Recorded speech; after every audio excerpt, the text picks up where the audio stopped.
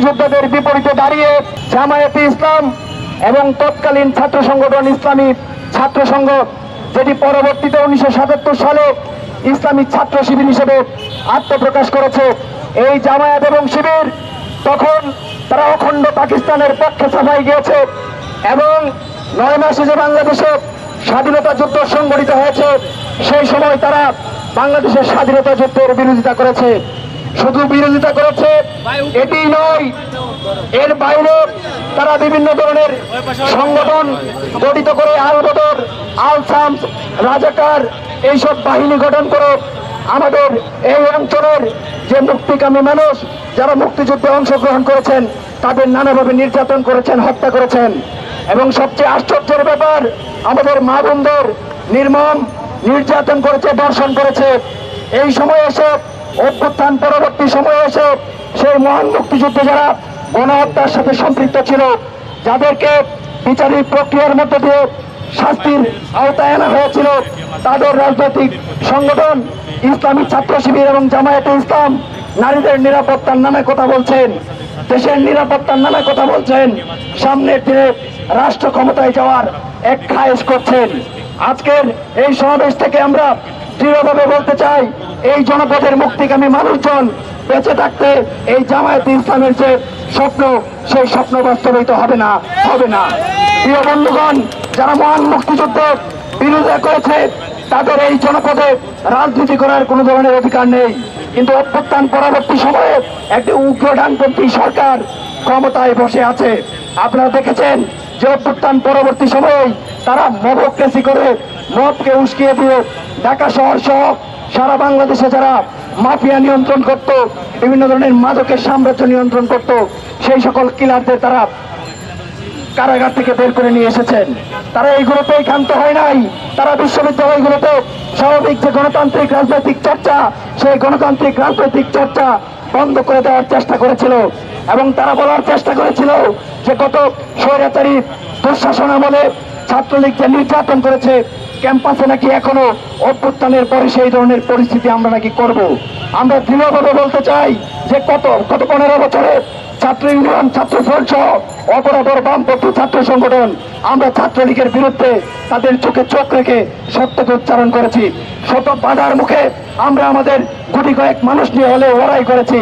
কিন্তু যারা ছাত্রলীগের অভ্যন্তরে থেকে তাদের ক্ষমতা পুষ্ট হয়ে বিভিন্ন আবাসনে থেকে, হলে থেকে সেই শিবিরের গুপ্ত রাজনীতি করার চেষ্টা করেছেন, তারা ক্যাম্পাসে ছাত্র রাজনীতি নিষিদ্ধ করতে চান।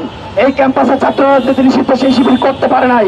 প্রগতিশীল শিক্ষার্থীদের চাপে সেটি করা কখনো সম্ভবই হবে না। এবং আমরা বলতে চাই যে ক্যাম্পাসগুলোতে যে উগ্র সাম্প্রদায়িক শক্তি, জামায়াত শিবিরের যে রাজনীতি, সেই রাজনীতিকে আমরা চিরতরে বিনাশ করতে চাই। এবং আজকে আমরা দেখেছেন যে মহান মুক্তিযুদ্ধে যে আজহার তখন রংপুর ছাত্র সংঘের সভাপতির দায়িত্ব পালন করেছিলেন এবং পদাধিকার বলেই তখন ছাত্র সংঘ আল বদর বাহিনী পরিচালনা করতেন। সেই আল বদর বাহিনীর প্রধান তিনি ছিলেন। তাকে মৃত্যুদণ্ডের আদেশ দিয়ে কারাগারে প্রেরণ করা হয়েছিল, আজকে তাকে জামিনে মঞ্জুর দেওয়া হয়েছে। আমরা বলতে চাই, এই যে অভ্যুত্থান পরবর্তী সময় থেকেই বিভিন্ন গডফাদারদের মুক্তি দেওয়া হচ্ছে এবং মানবতা বিরোধী যুদ্ধ অপরাধী সাম্প্রদায়িক শক্তি এদেরকে মুক্ত করা হচ্ছে, এর মধ্য দিয়ে মহান মুক্তিযুদ্ধের যে অর্জন, সেই অর্জনকে এই অন্তর্বর্তীকালীন সরকার বুলন্ডিত করছে। আমরা বলতে চাই, মহান মুক্তিযুদ্ধে যারা গণহত্যা চালিয়েছে তাদের যেরকম এই জনপদে রাজনীতি করার সুযোগ নেই, তাদের সেই গণহত্যার বিচার হওয়া প্রয়োজন।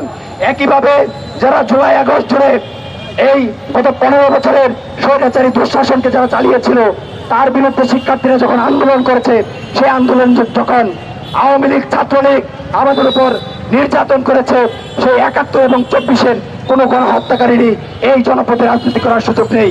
আপনারা একটি জিনিস সুন্দরভাবে দেখবেন যে 71-এর পরবর্তী সময় যে আওয়ামী লীগ যারা মুক্তিযুদ্ধের স্টেক হোল্ডার বলে, তারাই বিভিন্ন সময় সেই যুদ্ধ অপরাধী শক্তিকে বিভিন্ন ধরনের রাজনৈতিক সুযোগ সুবিধা দিয়ে তাদের সাথে রাজনৈতিক জোট করে ক্ষমতায় তারা আসীন হয়েছেন।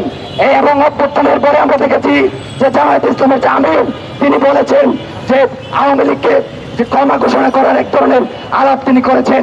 আমরা বলতে চাই, 71-এ যারা গণহত্যা চালিয়েছে তাদেরকে যেরকম আওয়ামী লীগ পুনর্বাসন করার চক্রান্ত এই 53 বছরে করেছে, ঠিক একইভাবে 24-এ যারা গণহত্যা চালিয়েছে, ক্যাম্পাসগুলোতে দুঃশাসন চালিয়েছে, সেই আওয়ামী লীগকে পুনর্বাসন যদি করে, এই পুনর্বাসন করবে জামায়াতে ইসলাম, জামায়াতে শিবির এবং অন্তর্বর্তীকালীন সরকার। সেই জায়গা থেকে এই অভ্যুত্থানে যারা লড়াই করেছেন, জীবন দিয়েছেন, তাদেরকে সজাগ থাকতে হবে। অন্তর্বর্তীকালীন সরকার এখন পর্যন্ত আমাদের যে সকল ভাইয়েরা অসুস্থ হয়েছেন তাদের সুচিকিৎসা নিশ্চিত করতে পারেন নাই। গত 3 দিন আগে আপনারা দেখেছেন যে আন্দোলনে অসুস্থ আহত চোখ হারানো বন্ধুরা তারা বিষ পান করেছেন। আমরা এইসবের দায়ভার অন্তর্বর্তীকালীন সরকারকে দিতে চাই এবং অন্তর্বর্তীকালীন সরকারের যে দায় দায়িত্ব ছিল সেই দায় দায়িত্ব বলে গিয়ে তারা নানা ধরনের আহাম্মকি কাজ কারবার করছেন। আমরা বলতে চাই যে অভ্যুত্থানের মেলটেন নিয়ে আপনারা ক্ষমতায় বসেছেন, এই সরকার আপনি দায়িত্ব ছেড়ে দিতে চান, এই ধরনের তাল বাহানা করার সুযোগ নেই। অন্তর্বর্তীকালীন সরকারের দায়িত্বে আছেন, খুব দ্রুত যেন দায়িত্ব ছাড়তে পারেন, সেই জন্য অতি দ্রুত নির্বাচনের দিকে অগ্রসর হন, দেশের আইন শৃঙ্খলা পরিস্থিতির উন্নতি ঘটান এবং এই যে যুদ্ধ অপরাধীদের মতো দাগি আসামিদের আপনারা যারা ছেড়ে দিচ্ছেন তাদেরকে অতি সত্বর আবারও সেই কোর্টের গারদে পাঠান, সেই আদালতে নিক্ষিপ্ত করুন। এর ব্যর্থ হলে সারা দেশের মুক্তিযুদ্ধের পক্ষের শক্তি, প্রগতির শক্তি, গণতান্ত্রিক শক্তি আবারও ফুসে ওঠে এই যুদ্ধ অপরাধীদের বিরুদ্ধে এবং 24 সালে যারা গণহত্যা চালিয়েছে, অত্যাচার চালিয়েছে তাদের বিরুদ্ধে আমরা দুর্বার আন্দোলন করে তুলব।